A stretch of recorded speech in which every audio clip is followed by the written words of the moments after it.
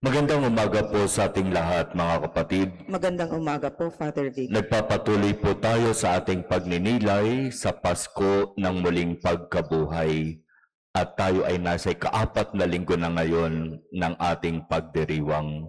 Kaya ang ating mga pagbasa ay patuloy na nag-aanyaya sa atin na unawaing mabuti at tanggapin ng buong pananampalataya ang dakilang misteryong ito.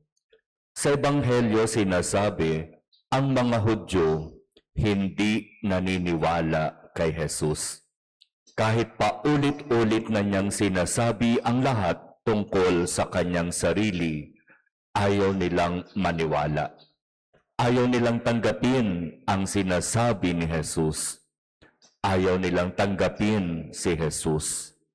Para sa kanila, si Jesus ay isang pangkaraniwang tao lamang nanggaling sa Nazaret at kung saan nanggaling ang kanyang kagalingan sa pangangaral at sa pagpapagaling, sinasabi ng mga Hudyo, ito'y galing sa masamang espiritu.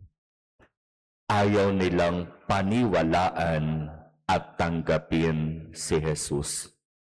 At ito ang naging malaking hadlang upang tuluyan nilang tanggapin ang biyaya mula sa Diyos.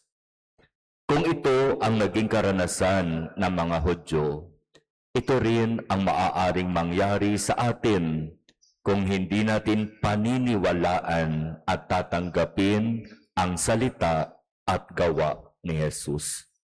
Sapagkat ito'y magiging malaking hadlang sa atin sa pagtanggap natin ng biyaya mula sa Diyos. Kaya mga kapatid, tanungin natin ang ating mga sarili.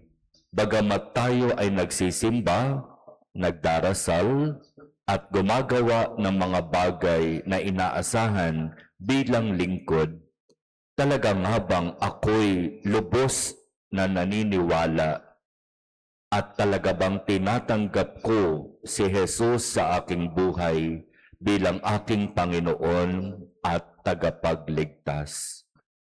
Ang patunay na talagang kinikilala at tinatanggap natin siya bilang Panginoon natin at tagapagligtas ay kung tayo ay nakikinig sa Kanya.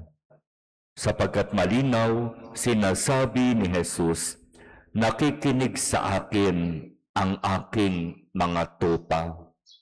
Nakikilala ko sila at nakikilala nila ako at sila'y sumusunod sa akin.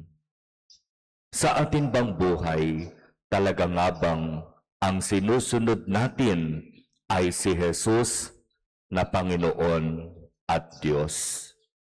O baka naman ang sinusunod natin ay ang atin lamang sariling kagustuhan?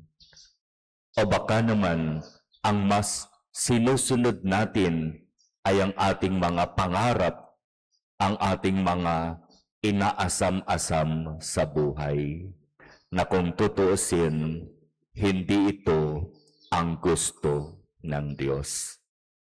Kaya mga kapatid, ipanalangin natin ang isang napakahalagang biyaya. Ang biyaya ng tunay na pagsunod sa kalooban ng Diyos. Upang sa ganoong paraan, tunay nating masabi na tayo'y mga anak ng Ama, mga kapatid ng ating Panginoong Jesus, ang ating mabuting pastol.